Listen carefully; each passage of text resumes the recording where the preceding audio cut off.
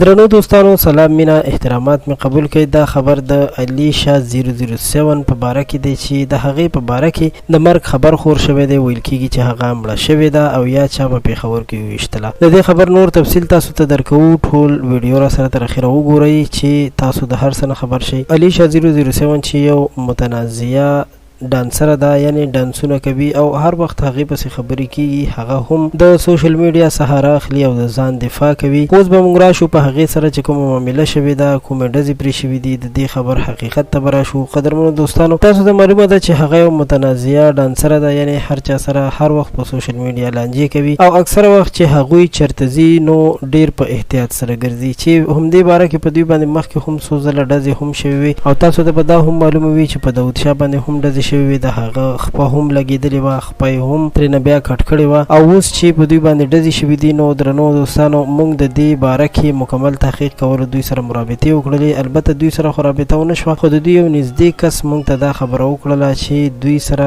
تر اوسه پورې کومه داسې معامله یا داسې خبره نه ده شوې. په سوشل میډیا باندې ځینې کسان د خپل ریټینګ اوچتولو دپاره داسې خبرونه راجوړوي. قدرمنو دوستانو، دا یو تازه خبر چې تر تاسو مو در ورسوو چې د الیشا او د هغې د کورنۍ په باره کې دا خبر بیا په سوشل میډیا شیر کیږي. نو موږ هم غوښتل چې تاسو سره شریک کړو چې هغه نه ده مړه شوې، ژوندۍ ده او د هغې په باره کې چې څوک داسې خبرونه جوړوي نو خنه کوي. دا و د پښتو پوسټ چینل یو تازه خبر چې تر تاسو مو در ورسوو. ستاسو ډېره مننه کوم.